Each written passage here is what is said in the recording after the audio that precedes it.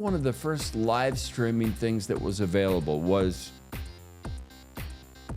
it might have been Facebook, right? Where they turned on live streaming on Facebook and nobody was using it. And literally the minute it came out, I think I just turned it on and recorded myself eating a sandwich.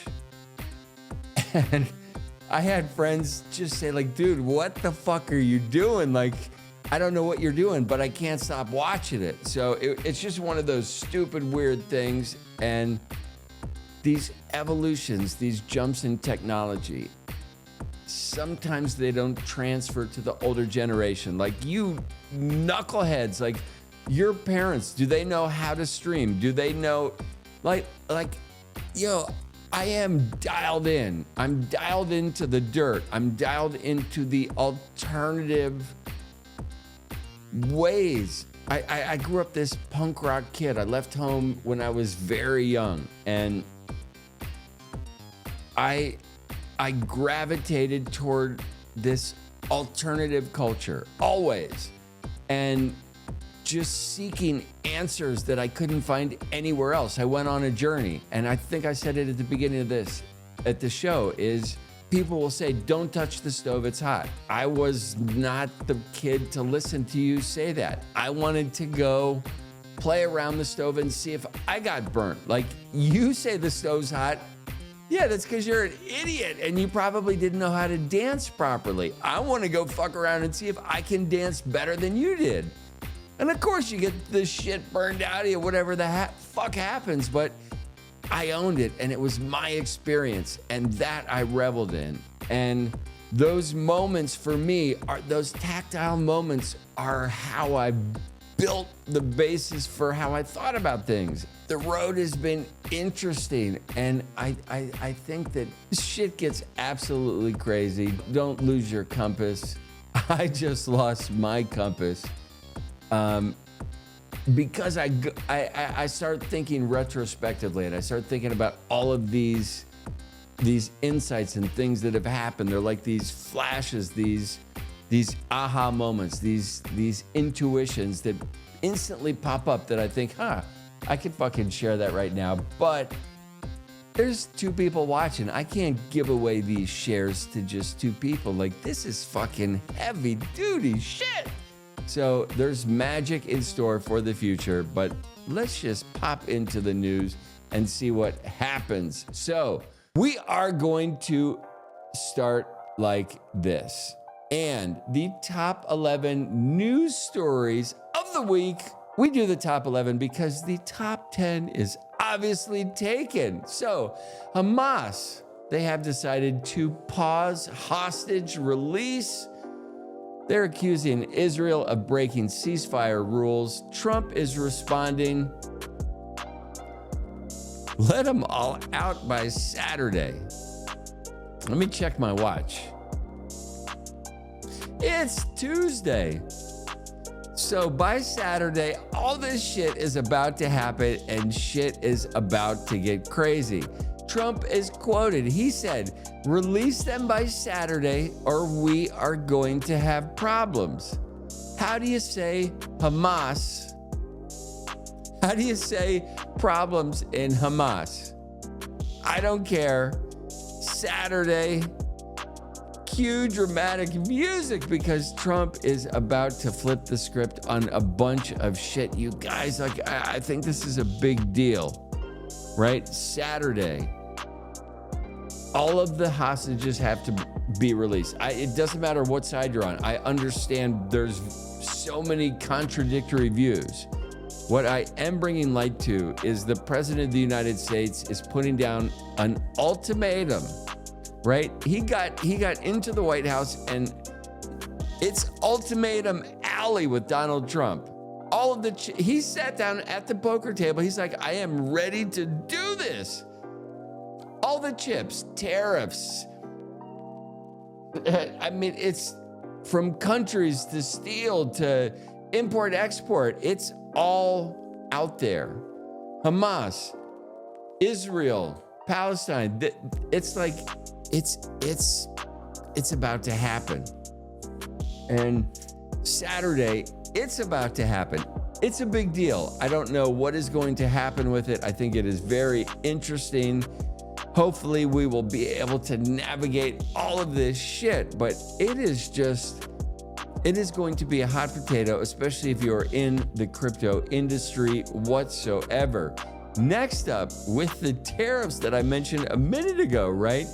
Donald Trump, he has decided, I am gonna slather tariffs on everything that has to do with metal.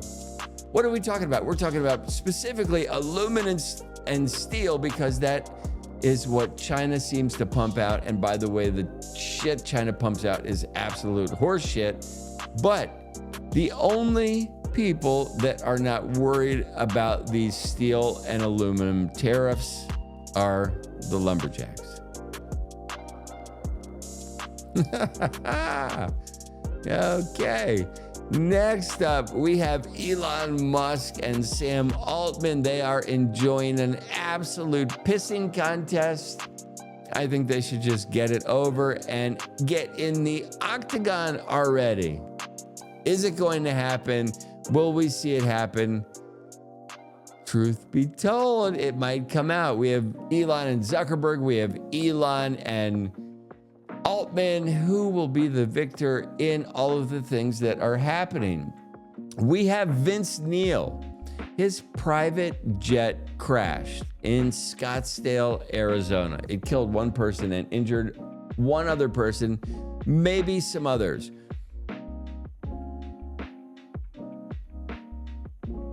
Okay, I got information that the plane was owned by Vince Neil, the former singer, or actually the singer from Motley Crue.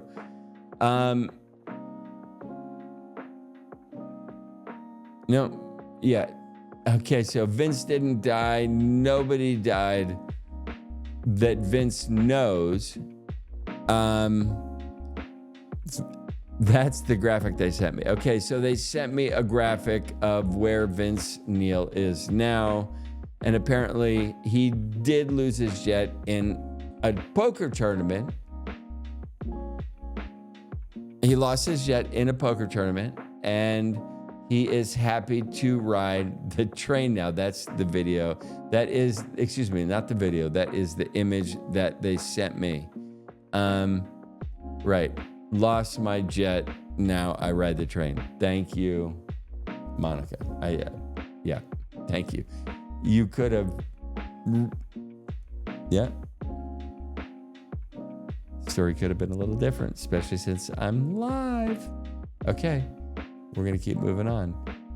Okay, next story that we have for y'all tonight is Donald Trump. He is deciding to take over absolutely everything. Currently, at this moment in time, February 11th, we have renamed the Gulf of Mexico to the Gulf of America. Greenland is now Americaland. Panama is now the proud groundskeeper for the port system called the USA Canal. And Canadians are absolutely hopeful that the annex will continue to the north. Many people are calling this the possible new Usadian states. We are anxious to see if Trump moves north. I don't know if you know this, but if Trump decides to move north and we create Usadian states, each Canadian, mother, woman, child, you could move there tomorrow. That's what I think you should do. You could move there tomorrow, and each Canadian resident will be paid about $547,000 if they turn over the reins to Donald Trump and decide to call it the Usadian states. So will that happen by the end of February? We do not know, but the poly market bets are up. I think you should put your money on Usadian. Next up, let's fucking go. Nancy Mace, this woman woke up. She chose violence. This is an awesome story. We're going to do a little, we don't even have a, you know what, like people do these sound effects all the time on Spaces, and I can't do it. As soon as I hear a clapping, I mean, there's just, it's like, I don't know. So I was going to do a sound effect. I'm not going to do one. I'm just going to sit here and drink a beer. So, listen, Nancy Mace, God love her. She was apparently treated horrendously by not only her boyfriend, but some of their friends. And she woke up and chose violence. What does that mean? That means that she is on the floor of the United States Capitol. She is giving her House speech. Let's fucking go. And she decides to ring the bell. And she calls out these motherfuckers. And it's a jaw dropper. Not only for Nancy, but for everybody that she called out, as well as all the motherfuckers in Congress listening. Like, wow, this is some good shit. So some bombs were dropped. I'm sure there's going to be some awesome follow-up stories that you should all tune into. I encourage that. Next up, Kid Rock. He stormed off of the stage in Nashville, Tennessee, because the plane that he got in a gambling game from Vince Neil crashed. Now, I don't think it was any of his people. We are still trying to discover why Kid Rock's plane was not with Kid Rock, why somebody else was flying it, and who is the actual person that is deceased in this whole mess. There is a bunch of speculation about this, and we will see what happens at the moment in time. There is nothing I can comment on further. Now, this is a picture of the machine that got dropped off to me. It is now in my warehouse. This was dropped off by DeepSeek AI. Now, this Chinese AI startup, I absolutely love DeepSeek. It recently got banned in South Korea and New York. Why? Because they have sketchy data processes. They have sketchy data storage. They have a bunch of shit that absolutely nobody likes except a comedian. So I have not only received this wonderful device from DeepSeek, I have installed this AI software on all of my devices, and they said just put this thing in your warehouse and just turn it on, which I have done. Now, I have no idea what it does. A lot of people are saying that it is spyware. Does that machine look like spyware to you? No, it doesn't. It looks awesome. It's got this hum to it. It has lights that turn on and off, not only when you get near it, but when you turn your phone on. Actually, when you turn on any kind of device. I turned on my grandmother's pacemaker and the thing activated. So it is active. It is a machine that I don't know what it does, but I'm happy to be a part of this DeepSeek stuff. So some people are saying Chinese spyware. I say, nope. Now I'm going to share a picture of my cousin. So this is a super sad story. He lives in Nevada. He is a cow dairy worker. He got bird flu from a goat. That is all I can say at this moment in time. We wish you well. Next up, what is going on? Eric Council Jr., he was the hacker that decided with a bunch of other people, hey, it might be a good idea to hack the account of the SEC of the United States government. Then they tweeted that the Bitcoin ETF was confirmed and price went ballistic, which I thought was hilarious. And at that moment in time, I did a video. You can go back and look at my YouTube stuff about being involved with it. And it was just a joke, but it was funny. So apparently he has decided to plead guilty in his efforts to take down Gary Gensler, the boob of all boobs. He just decided to do it in the inappropriate way. The appropriate way is to just wait for Donald Trump to put down the lead foot and take Gary Gensler out of there. But there is a sentence coming up for Eric where he is going to be just slaughtered for having fun on the Twitter account. That's what it was called at the time. Everybody knows it's called the X account now. But Eric is about to face some hard meat in time over this attack with the SIM swap peeps that he was involved with. It is going to be a mystery that is by no means done. And one of the last stories that I found interesting today is this monolith. If you have not heard about this, you apparently live under a rock. This monolith is awesome. So apparently this mysterious monolith appeared in the Nevada desert. I've spent many sleepless nights partying in the Nevada desert. That's all I'm going to say about that.